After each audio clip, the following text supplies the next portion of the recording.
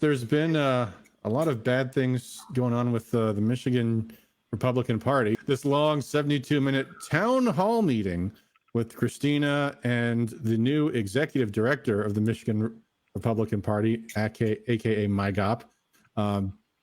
The communications director was on there too. The previous executive director, this wonderful person that was not named, and when were they employed? Like, no. Well, I don't think Christina knew the answer. But the last executive director I was aware of was Jason Rowe. But there's probably someone else after he quit / got fired. That's one of the strange things was people asked, like, is it normal for the MIGOP to have an executive director? Yeah, of course it is. Some county parties have executive directors. Did you know? Well, yeah. The previous executive director is a guy named Carlotta. He's out of Macomb. I think he was the former treasurer, the treasurer of the Macomb County Republican Party. So he was the executive director, and he was let go and replaced with the new guy. So right now, in this tenure? Yes, he was the executive director for several months under Christina. Okay, thanks. Yeah. Anyway, whether or not they can have an executive director is not the issue. The issue is, well, maybe first of all, who this guy is. And also, there's been a lot of stuff going on in the background in the last few days and weeks in the Michigan GOP. So first, there was this story that there's some kind of feud happening between Christina and Melinda Pigo, who, until she was her running mate, I have never heard of her.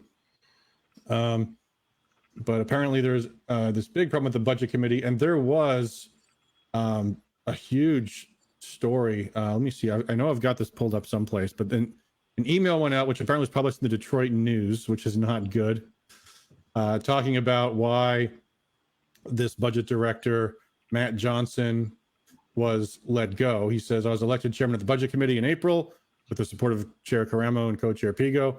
From early on, it was clear the party had an urgent need to implement standard budget approval and accountability processes. I set to work with the budget committee to accomplish that in order to bring stability to the party's finances. Unfortunately, that effort was not well received by Chair Karamo's administration. The budget committee was kept in the dark about almost all financial activity, even when we made numerous and specific requests. As far as we could tell from the piecemeal information we received, the party's fundraising had been extremely meager, imagine my shock, and the spending was so far out of proportion with income as to put us on the path to bankruptcy. The budget committee's efforts to implement responsible spending limits were met with adamant opposition for the resolution. Oh, wait, hold on. I lost my track because I went to put you guys back up on the screen. Adamant opposition from Chair Caramo and the small circle of operatives around her. Efforts by the budget committee to continuously criticize as being micromanagement of Christina's administration. At our June meeting, the budget committee passed a resolution for managing the largest expense in the budget, compensation, i.e. staff. They immediately met with a storm of disapproval from Chair Karamo's administration, with General Counsel Dan Hartman denying that the budget committee had any authority to pass such a measure, indicating that I should be removed from the committee. No objection was made to the continuing role of other members of the committee who voted with me in the majority.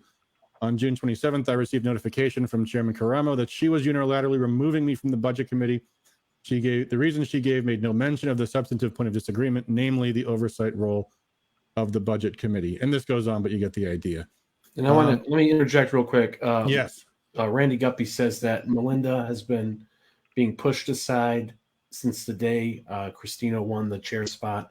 Melinda was on the Muskegon County Board of Commissioners. I believe she's currently the Muskegon County Republican Party chairwoman. She's very well regarded on the west side of the state. Christina is from the east side of the state, from Oakland County. So I've heard a lot of people on the west side had really talked up Melinda as being a reason why they came on board to support the ticket. So that might have been the reason why she was brought on. That typically is why. Yeah. You either break it down by geography or skills, right? When those financial reports come out and I'm effectively the county chair, I don't know what they're going to say. I have a feeling it's going to be very, very small numbers, and that's going to be very, very hard to explain. You can't blame that on somebody else. Yeah. There's also, this little wrinkle here, which is that Christina Caramo and Daniel Hartman, the attorney general counsel of the state party, have been ordered to pay for an election lawsuit that they filed. And right or wrong, why was Christina Caramo filing an election lawsuit when she was running for state chair? I mean, isn't the kind of thing you think, maybe if I'm engaged in a legal entanglement like this, I probably shouldn't be also the running for state chair, but I don't I think it was filed. I think it was filed when she was running for Secretary of State. Like it was. I think I remember the announcement of that like a week before the election. I remember that being announced. That was kind of the big stir beforehand, and obviously that didn't go very well. Yeah. So with all of that in the backdrop, Christina announced there was a Zoom call or some other thing, but basically a conference call on Monday announcing Jim Kopas is the new executive director of the Michigan Republican Party. One thing that they didn't actually get into is what qualifications Jim Kopas has, what campaigns he's worked on, whether political, professional roles he's ever had. There was a lot of suggestions that he might be an attorney made by him and Christina, although when someone asked point blank, are you licensed in Michigan? Oh, no. I'm such a whiz kid. I hate lawyers. Yeah, I hate lawyers. I retired at 30 because I'm so rich. And there was a lot about all of these. He's negotiated multi-million-dollar contracts, and this went on and on and on. Not mention of who he worked for or what he did in particular, but just, he's such a hot shot that he actually went to law school just for the fun of it. Mergers and acquisitions. They said things that sound very, very fancy. But Jim Kopas is actually the first vice chair of this organization, which at first blush appears to be a county Republican committee. It's called the Wayne County Republican Committee, and yet it is actually not affiliated in any way with the Michigan Republican Party. It is not a county GOP because, as Matt and Patty know all too well, Wayne County's partitioned into congressional district committees. Hold on. I don't know. I think, Matt, I wish you'd muted yourself. Well, maybe I can mute Matt. Can you mute him because it's backwards? Yeah, okay. All right. Okay. He can come back on whenever he's done whatever he's doing. Yeah. So, Patty, why don't you tell us about this thing that calls itself WICRIC? You can unmute Matt. Matt, he unmuted himself. You can wait until Matt. Okay. What is this thing called WICRIC? Okay, so this is an interesting thing. We researched this a ton. Heather Urbanek is a vice chair? Yes. Back in the early 1990s when John Engler was elected governor, that was kind of a surprise, and there were a bunch of open seats on the Wayne County Circuit Court. And Engler directed the MIGOP. He said, I am not going to negotiate between the 7 congressional districts. At that time, there were 7 different boundaries. Different districts within the Wayne County border. I'm not negotiating between them. You are to make a committee so you can make recommendations for those open spots, period. And that's it. So they did that, and that's sort of where it sat for the longest time, and that's what its role is. In the MIGOP bylaws, it's very, very, very clear that the county chairs, Wayne County is effectively divided into 3 because of its size. So there's today there's the Wayne 6, which I'm the chair of, and Patty's the vice chair. There's the Wayne 12th, which is Paul Ganacki, who's listening to us today, and the 13th, which is the combination of a district and a Wayne County division, and that's Cheryl Constantino. And we have 3 county chairs because it's a big county, which is totally fine. Makes sense. This is a group that we ostensibly appoint people to, and we approve bylaw changes. But there's, how do I say this politely, Patty? There's, I guess, some dispute over what may actually have happened, or maybe some lack of understanding of what happened. So I'll let you live. I'll try to be as polite as I can with respect to that one. Yeah. I'll make an aside about WICRIC. When I was the 11th district chairman, we were tasked with appointing a new Wayne County board of canvassers. It was the whatever districts made up of Wayne County congressional districts. I think it was the 11th, 12th, 13th, and 14th.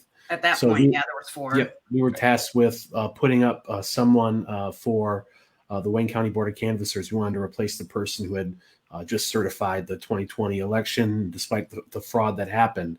And we were shocked to hear that the Wayne County board of the Wayne County clerk had been informed by members of WICRIC that WICRIC was the ones that were responsible with putting up the nominee. So they had, I guess, duped the Detroit clerk or Wayne County clerk into thinking that they had that authority And then it was just a long, just months long to do, where I think different lawyers had to get involved. It was just a big waste of time and energy and resources, so that we could take out the trash in the Wayne County Board of Canvassers. So this is the kind of stuff that this group always seems to pull. Yeah. So we have a guy who is not an attorney, but pretends he is, who is a member of an organization that is not a county Republican Party, but pretends to be, who is not a political operative with any experience running any campaigns, now pretending to be some kind of political guru, who's going to be the executive director of the Michigan Republican Party. What could possibly go wrong? Oh, what do you suppose he might be up to? Well, he told us on the Monday call. I never understood the controversy. Well, there was a unanimous vote that took place, Christine. Did you vote on that? In regard to Matt Wilk? It's a private meeting, a private vote, but that's okay. Yeah. So on the call, Jim says he's going to be assisting Dan Hartman, the lawyer, on anything he asks, primarily research. And then there's a lot of questions. He had no commitment. Someone asked, will you commit to the meeting coming up this Saturday, the 8th, this emergency state party meeting being open? Jim's like, oh, I don't really know. I get instructions. I don't know that yet. That's up to Christina. I agree delegates should be updated, but I don't know. I don't know anything about the logistics or whatever. So then Christina comes on. She says, there are some matters that we discuss with the state committee uniquely. That's why we're doing this format, to talk about his skill set. The format's this town hall, which, by the way, since the communications director was on, was ill-advised to do in the first place. But thank you for telling us what you were up to, because he goes on. Christina says, we're working on a big project. What we're working is a big project with the policy committee to change the bylaws. Change the state bylaws. party, because the bylaws have been gutted significantly, Christina said. Yeah, can I say before and how? after? Gutted when? By whom? Like, yeah. Gutted means somebody took them apart, right? Yeah, so she says the state party's bylaws are a recipe for chaos, confusion, and it really disenfranchises people in the state committee and the delegates as a whole. So we're working to update the bylaws. So then my big thing when they did the caucus proposal, my big concern with that for the RNC presidential delegates was they seemed to hold off until the very last minute. It was within less than 24 hours that all the state committee members were made aware that these changes needed to be made. I wonder if that's how they're going to end up trying to change the bylaws too, is with some sort of last notice maneuver, where people will barely be able to get to even delve into the specifics of the proposal. Hopefully that's not what happens, but the precedent's already been set with the last big. I just wonder what I mean. Well, then also, if you noticed during the call, someone posted a copy of some bylaws that they said were from December of 22. Did you see that? Yeah. It was towards the end. I don't know if you were still on. And then I don't know. I mean, we can only go with what's on the state website, right? I mean, everybody refers to these from 2020. Look, were those 22 official? Were they actually approved? Are they a draft? We don't know. And then what's the point? Or, I don't know. I'm just concerned. There was a little bit too much talk about local. Yeah. Let me get right to that. Everything is about winning, not just the presidential election, but also the U.S. Senate, winning back the House, and also bringing the synergies we need between counties and districts. The counties and districts have been operating on their own, and that is not effective in how we should be operating as a party. It's not that the state should step in and try to control counties and districts, but the state should bring synergy and harmony between counties and districts. That is one of the objectives we have to have, because, for example, we have some House races that sit in multiple counties. And if those counties aren't working together, then they stand a chance of losing. Correct. We have many, we have several that we overlap with Paula Ganacki in the Wayne 12th. We are very capable of working with Paula, and the candidate that is on those seats that straddle different counties is what will bring these people together and work as a team. Well, and more particularly, this is unique, but because the way they drew the House map, it used to be that House lines wouldn't cut district lines. That's not true anymore. So now the 22nd House district is in the 6th and the 12th. There are districts that are in the 12th and the 13th and the 5th. So to say I want to put it in the hands of the districts, not the counties, because the districts can coordinate, that there's no guarantee of that. That just changes the number, doesn't shrink the number. It's very clear. State party, president, or statewide State party election. does state level stuff. County parties do Congressional local stuff. district, you have one job, congressional district, you elect a congressperson. Yeah. Everything else, there are 82 plus 3 counties, parties in Wayne County, 85 that deal with state legislature on down. The county So parties everybody have ever never had wondered, an issue how with do state these party things work trampling on them. together? There's no issue with these synergies because we all have a job assignment. We all know what we're supposed to do. Yeah. And if you don't know, then right. I just told you. All right, just real quick, I want to answer this one question because it came up earlier, and actually Amber already answered it in the Facebook chat, but somebody asked, where was it here? I don't understand why the state party needs an executive director. The state chair gets a salary because it's more than one. It's more than a one-person job. The state chair's job is supposed to be going around raising millions and millions of dollars, something Christina can't do. But then you have an executive director, a communications director, a chief of staff. You have these people because it's a big job. It's the It's a massive undertaking. That's right. There should be, reps in different key districts. There should be on the ground staff, people who are, hitting doors basically 24/7, getting data. It is a ginormous undertaking, and you'll need much more than an executive director than to actually get the job done. Yeah, Jay, yeah, but to answer Jay's thing, I mean, it's like you can have an organization can have an executive director who does the day-to-day operations and manages what goes on. The board and the chairman, their job is to make sure that everything at the highest level is running properly and that they're raising money. Would you agree with that, Matt? Yeah, 100%. I mean, the distinction there is that, as Shane indicated, there's two sort of different roles. It's like the military version of an XO and a CO. The CO is the visionary that sets the things. The XO is the guy that's got to deliver. And in politics, in party politics, that means raising money. And I haven't seen, we didn't get any indication from Christina about what she's done so far. And I love her. She's been at my house before. I think she's a wonderful person. That's not her skill set. We did not get an indication from any of the other members. I don't know how this guy is going to raise money, how he's going to pick up the phone and call guys writing 6-figure checks. I don't see it happening. That could be wrong, but that's an important part of what you have to do to execute stuff on the party and these interscene conflicts that you have between their own chair. It'd be like me cutting Patty off on bank accounts. She'd take out her shotgun and shoot me. I mean, it's just not, I mean, you don't do that. If you want to win, gosh, you can't even get those two parts of the house together. I don't know what the point is here, and I don't know what's going on. Yeah, everything's falling apart. And so here's the money quote. This is Kopas talking now. Someone in the audience asked, "What's your vision for the organization at the local level?" Oh. And he goes into this. He says, "Quote: I can honestly tell you, if I was interested in destroying MIGOP, I would write the bylaws that are currently enforced because they are as poorly written as a set of bylaws as I've ever seen. There's a section that contradicts another section. It's not clear. I can make recommendations, but it's up to other people. But the organization needs to work to be Heidemus compliant." Let's get back to what that means in a second here. I'll explain what that means. But he never actually says what's wrong with the bylaws. He doesn't really explain. Now, as to what Heidemus is, we know what they want to change.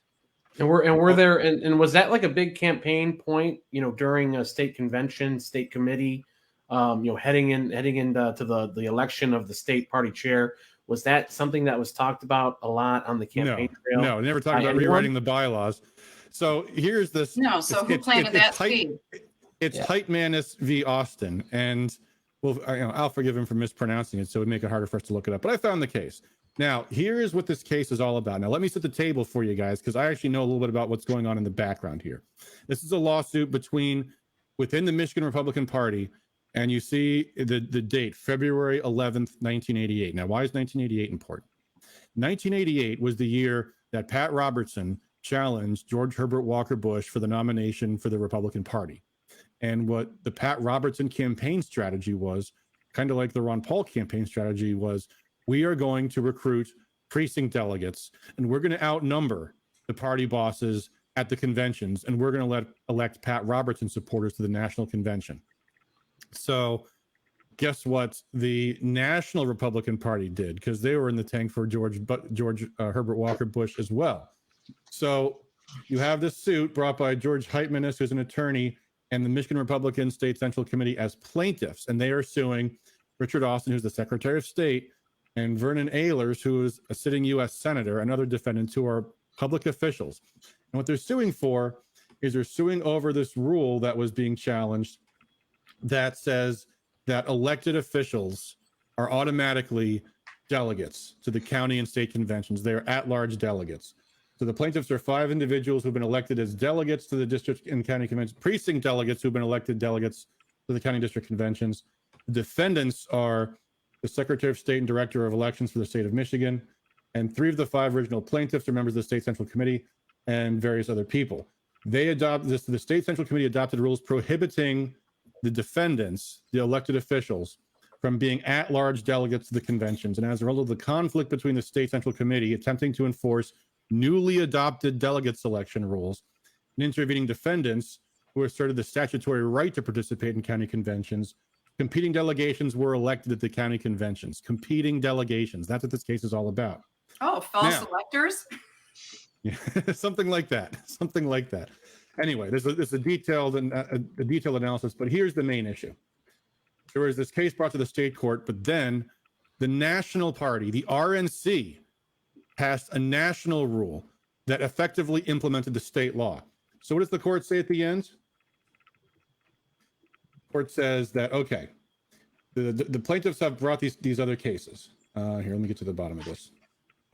And they cite these other cases, Chashtian, Ferenczi, and Yu. None of these cases involve situations in which a national party, in exercising its First Amendment rights, voluntarily incorporated state law into its national party rules. Now, what that's really saying is the George Herbert Walker Bush people at the national RNC conspired to screw over the Robertson delegates. Yes, that's true. They tried to screw them over. They got away with it because what they did is the national party adopted these rules. So the court says, look, these other cases are irrelevant because guess what? This is the only case in which a national party voluntarily incorporated its national party rules. So all these other cases are different. The Chashtian case is where a state party adopted a rule permitting individuals who are not registered with the Republican Party to vote in the primary election as long as they weren't registered as Democrats. That's a different case. The court in Ferenczi held the state party cannot be required to follow the Michigan election statute if the election statute violates national party rules for the election of delegates to the national convention. Significantly, the district court emphasized that nothing in this opinion was intended to suggest that the election statute was unconstitutional on its face. And finally, there's this other case that was also inapplicable. So this is not a landmark case. This is the court saying, all these cases you're citing are irrelevant. You're wrong. Go home. This is not a precedent to rely on with state party bylaws, which says, according to Kopas, what he says, quote, basically it allows political parties to do, as long as their rules are not arbitrary or capricious, whatever they want, 100% of conflicts inside their party, and it's virtually illegal to take a conflict to the public court systems. That's not what that case said. So he says, more particularly in this particular one, and the funny part is, what I love the best about this, and Patty and a couple people in the comments, is to me, in a very short meeting, he took the exact opposite position. The Heitmanis case said, freedom of association, political party can choose its members. Okay, so the political party can say, here are our rules, so shall it be done. And in the absence of a rule, then you can have a statutory guideline like you have in Michigan. So there are some times where there is a hole in the Michigan GOP bylaws, and that hole is filled by state statute. This isn't one of those cases. In this particular case, this same gentleman was arguing that while the bylaws of the state GOP were very, very clear, they clearly said that the portion committees are county committees, and that the Wayne County Republican Committee is not, very clearly. Even though it said that, he said, and I quote, "It doesn't matter what state GOP bylaws say. I don't care what they say. I don't care what they say." Yeah. So we walked out. I mean, I'm not. But yeah, he's going to be involved with rewriting them. Now he's going to be involved. Now, interestingly, I want to see if they understand that requires a 2/3 vote, and that's 2/3 of everybody that showed, and everybody has to show up. No one can vote by proxy. So if there's a contingent, and it has to be 2/3 of the people that are on the committee. So they can't just have a meeting of 25 people and have 16 of them say okay. It's not going to work that way. But I to be honest, I think it's a little bit of our issue. I don't think really that's the biggest one in mind. I think it's really Muskegon, because I think they're running into something on the west side of the state that they didn't expect. But as Shane and Adam and myself, we all have campaign finance filings to put together at the end of this month. And boy, those are going to be real rough when they have a bunch of zeros on. Yeah. And let me add something about the whole budget committee thing. Randy Guppy wrote about 15, 20 minutes ago. Randy is a member of state committee. He wrote that Matt Johnson, former budget chair, was pushed out of as budget committee chair only a few weeks after the June 10th state committee meeting, where he publicly questioned why his committee wasn't receiving the documents and financial reports needed to do their job. So from my understanding, I received this from multiple credible individuals who were there at that meeting. And if there's anyone in the chat who was there and I get any details wrong, please correct me. But it was that the council, Dan Hartman, gave a presentation where he was addressing certain budget items. And then after the fact, the budget committee chair got up and said, why don't we know any of this? Why haven't we been informed? And that, he kind of blew the whistle on the fact that the budget committee was being kept in the dark about certain things, including Mackinac. Yeah, the budget. There is no budget, and that the whole Mackinac conference. The money from that and where it's going and what's going on with the event. That they were, basically being stonewalled on that. And then next thing you know, he's gone unilaterally by the chair, removed. So if that doesn't seem shady, I don't know what does. That does not seem transparent. It does not seem like this is the type of leadership that the delegates were approving when they wanted Christina as chair. It seems like this is the opposite of that kind of leadership. Thanks, Shane. Sorry to interrupt you with putting that. Remember to like, share, and subscribe. But I'm bad at remembering that at all, so I thought I'd at least throw that up there. So Anybody on Rumble tonight? Get this anywhere else. Have you looked up at Rumble tonight? Shoot, not too many questions. Crazy Horse 59 says Michigan is going to hell. We need strong Republicans to fight that crazy woman in Lansing, and Michigan stealing our free speech. And Skinegg says hello. So hello to Skinegg, and hello to, by the way, to everyone else in the comments on YouTube and Facebook too, and whoever's watching on Twitter. I don't even get to see the comments on Twitter. Yeah. All right, let me just really briefly. I want to finish with what Kopas said in response to this one question. Remember, the question was, what's your vision for the organization at the local level? Mm-hmm. And he's going on and on about rewriting the bylaws. So he says, it's unrealistic nature of the bylaws, and it's got everything to do with a lot of other factors. That's the central part of the problem, is our bylaws are bad. Not the infighting, not Christina, not the state committee. No, the bylaws are what's the problem. But if that's an issue that can be corrected, and it's going to take a lot of work on the part of a lot of people, and a lot of good people are working on that right now.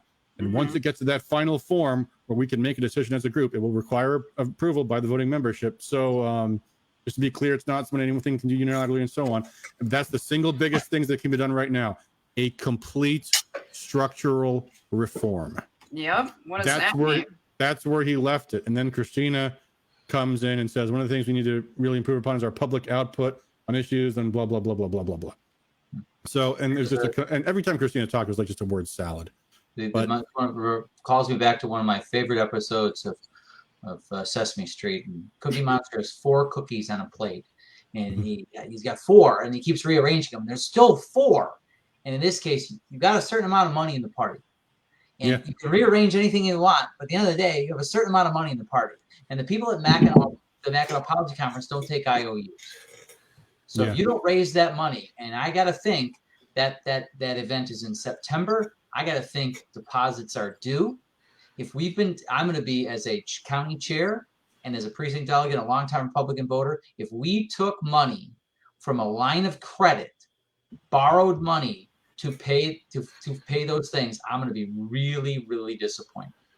And Adam, do you have that video that I emailed to you? I'll take a look, but let me just add one thing to Matt's point. The thing that's so amazing about this, all folks, is that the bylaws, as they are written now, give the state chair almost total power over the party as it is. I mean, when Ron Weiser was chair, there was no discussion with the state committee about who the executive director was, who the chief of staff was. He just hired a staff. The co-chair doesn't actually have any authority over this over the chair.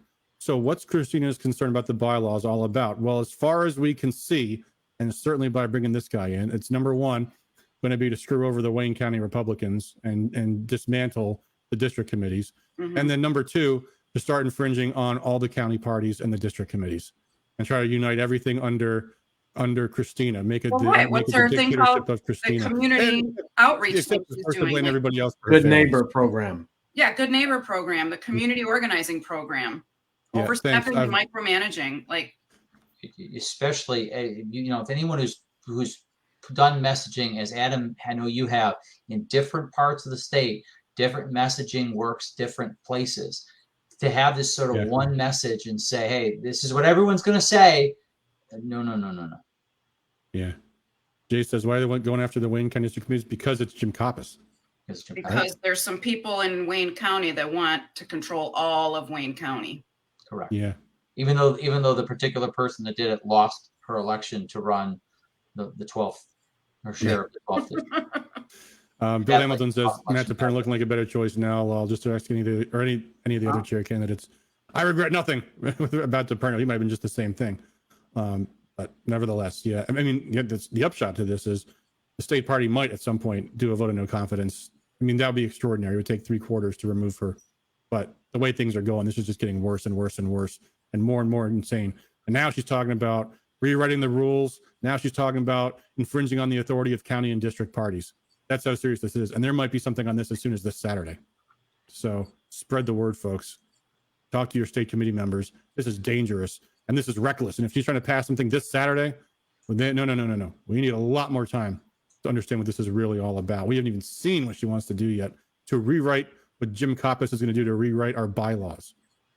Has he ever written any bylaws, I wonder? Yeah, no, Jim Kopas better not be writing bylaws because that's the unauthorized practice of law.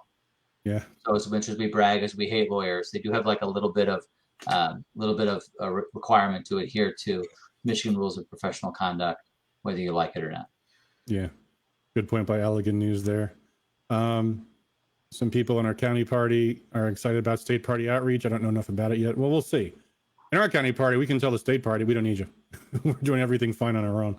Yeah, Mark Forden sent this out July 2nd, which was 3 days ago. 3 days ago. So right after, that would have been the same day, wouldn't have?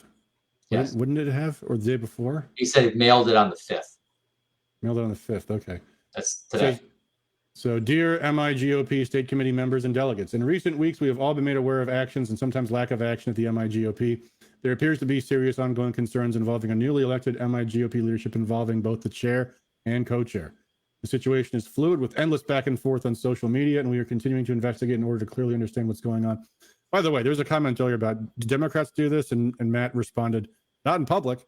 It's incredible how reckless and careless people are about taking these feuds public. It's like their first instinct is to just blow things up and air their dirty laundry. Very unprofessional, very dumb.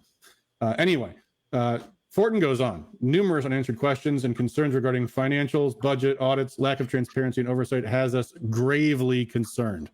The ongoing conflicts within the MIGOP leadership and the silence on these issues does not provide us with either answers or closure. This afternoon's Zoom meeting did nothing to lessen our worries. It only aggravated them. We are requesting a statement addressing the above and expect an immediate response from Christina Caramo. God bless you all. Mark Fortin, Chairman, Macomb County Republican Party. Lisa Mankiewicz, State Committee Member, 9th District. It was not too long ago that Mark Fortin went on Facebook Live and accused me and the Grand New Party PAC and John Smith and J.D. Glosser and Matt DePerno and others of running a giant, massive conspiracy to undermine Christina and destroy her administration. Didn't offer anything in terms of evidence with regards to that. I mentioned, how I reached out to Christina with congratulations and offering to help on the caucus thing pretty much day one. But, I don't think I got an apology. But nevertheless, the fact that he, Fortin, who saw himself really as kind of the protector of Christina early on, he's starting to see that there are some major problems here. They're not getting addressed. Everything's getting swept under the rug. People who speak out are getting, kicked to the curb, all the sort of hallmarks of an administration that is acting improperly. So I do give credit to Mark Fortin and Lisa Mankiewicz for issuing that letter. And hopefully that'll raise some eyebrows of the people who, wanted to give Christine the benefit of the doubt. I know I did. I know many of us did. But now I think the problems are becoming too grave for us to look the other way. I mean, Mark endorsed her at state convention. Yeah, Mark Yeah, was I was gonna fully. say, Yeah, Mark. I wasn't saying that to say Mark Fortin's a great guy. I'm saying even Mark Fortin realizes how bad the situation Well, look, is. if you lost your vice chair and you've lost the largest endorsement you got at state convention, I'll tell you. But anyway, to this point, though, actually, Christina said something I want to touch on because it kind of opens the door to something else. If you guys were on the call, and some of you in the audience were, you may have noticed Christina had a certain turn of phrase. Strange thing. She says, spin up. Everything's getting spin up. We're going to spin up this and spin up that. This is going to get spun up and that's going to get spun up. She said spin up at least 15 times by my count in that video. Did you guys notice that? Spin up? Yeah, spin up. Where's that come from? You don't hear people ever say that, do you? But you know how sometimes when an expression rubs off on you, like someone says something and you think, oh, that's cool, I'm going to use that. You know, this spin up thing, I've heard this before from one other person, and it's this interesting fella. So let me set the table for you guys. Randy says spin something she's good at. A few years ago, 2020 it was. There was a guy running for Congress named Alan Hoover, and he was running for Congress in the 8th Congressional District. His opponent, the front runner, was this guy named Paul Young, who came from Washington, D.C., straight from the swamp. He worked in Congress for a while. He worked for the ATF, and he styled himself as I'm a Trumpster. I'm a border security guy. Like same thing Laura Cox was, right? But anyway, so I didn't like the guy. I liked Al Hoover better. Whatever. This isn't about Paul Young, but I worked in this guy's campaign, and Alan Hoover was an interesting fella. He had a military background. He had a very strange campaign team, and there was this guy involved named Mike Labadie. And Mike Labadie is this guy who would always say, spin up this, spin up that. We get these things spun up this, spun up that. He would say it a lot. And Labadie was a guy who said, you know, he worked for the UN and he was this big successful guy. And he's all these stories you've heard from people like Jim Kopas, you know, and I've done multinational things. And I used to have 100 acres on Malibu and blah, blah, blah, blah, blah. And whatever, you know, I didn't think anything bad didn't hold against the guy, whatever. But then he was the guy that connected me to Christina's campaign. He also was talking a lot about military stuff, and I got these intelligence contacts, and I'm one of the good guys. But you know, there's a lot of good people in the in the deep state trying to make things right and trying to do these things covertly and blah blah blah.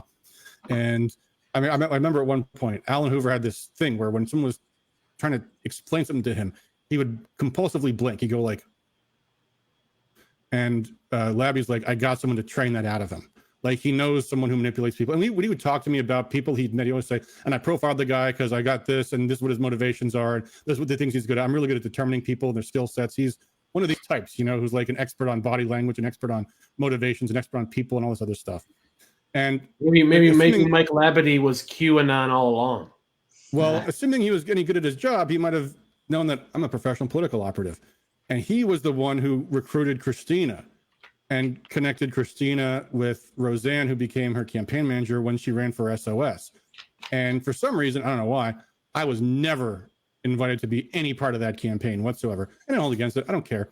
But it was interesting to me because Labadie has been coaching her. You can tell because that spin up over and over and over and over and over again. It was very strange. And the Al Hoover campaign didn't end well. He had all these stories about I'm connecting these multinational people with tons of money, and we're going to raise a ton of money. And Adam, I'm going to buy you a Range Rover, and we're going to do this and this. None of the money ever came, of course. And that was the end of it. So I just kind of moved on. But yeah, weird, shady guy. But he's apparently been spending a lot of time with Christina because they are spinning things up. So anyway, that's my story about that stuff. I thought it was interesting because that was a very unusual thing, and I couldn't help but notice that. Mm-hmm. And he says, be careful, I might disappear like the Clintons. Whatever. She said she was dealing with a threat. She just commented. Sorry, I was gone for a second. I was dealing with a threat. Like, where do you... Yeah. Okay. Anyway, none of that's to say, I'm not saying I had to like impugn Labadie's character or whatever. Randy says, this is interesting, says many of her statements and emails are filled with Labadie wording. Interesting. I'll have to elaborate. Look, at the end of the day, you got to boil it down to, are you going to raise enough money to support party candidates and party operations? And right now the answer is you're not close.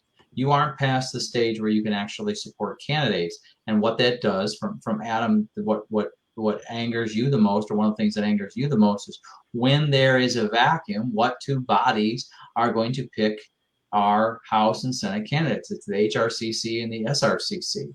And they're separately funded and separately raised. And a lot of the names that are on there were names that are on you talked about earlier today. And without a strong party to provide some funds, that's what you're going to get. So all this, we're going to rewrite party bylaws. Come on, man. I mean, who's going to, the one lawyer, one actual lawyer is going to be in there helping with that? Or the 13 lay people on the policy committee? Yeah. Mindy says there's nothing in the bylaws about removing her only censure. Maybe I looked at a different set of bylaws. I thought I saw 3/4 was the number. Yeah, she can be removed from committee. Yeah. I was looking through that. They any member of the committee can be removed on a 3/4 vote. Amendment to the bylaws requires a 2/3 vote, but like we alluded to earlier, there was a question about an amendment to the bylaws of the organization that Jim Kopas currently sits on, and there is a requirement that those bylaw amendments be presented to the Wayne County portion committees, not their members on this subcommittee. And Mr. Kopas's comment was that he didn't care. Yeah. So he doesn't even follow his own bylaws. I mean, it wasn't even remotely in the vicinity of following their bylaws. Correct. Yeah. But they want to rewrite the bylaws. This is dangerous stuff, folks. So sound the alarm. Especially let your state committee members know. There was towards the end of the call, there was somebody who joined the call as Chuck. So I will continue to call him Chuck. Okay. Although it wasn't Chuck. And he asked some questions about Kopas too. And then he's pointedly asked Christina, how much have you raised? And she said, oh, I don't have that number offhand. Yeah, she was always evasive on that. She had a few other isms, a lot about unique talents, a lot about the situation we find ourselves in, a lot about people being very hot-headed. That was also funny. She would say in one breath, we need to be more unifying and more inclusive. In the next breath, and then there's all these people out there who hate me and want to demonize me. Everybody loves Chuck. Look at that. Yeah. Good old Chuck. Oh, everybody knows that. I owe Chuck a call. Mindy asked if there's a connection between Labadie and Kopas. I have no idea. How'd she find him? Like, she's like, oh, I've gotten to know him very well. And then he spoke and he's like, I met Christina 6 weeks ago. I'm like, oh, okay. You met her. I presume he's on the 13th. I don't think he's on state committee from the 13th. So relatively new person. Doesn't ring a bell to me. I don't know. Yeah. Jay, almost wasn't the convention to elect her in like February or something? Right. Oh, well. 5 months. Yeah. 6. Yeah. We're almost a quarter of the way through. It'll be over just after the next 2024 election. That's the most important elections of our lives.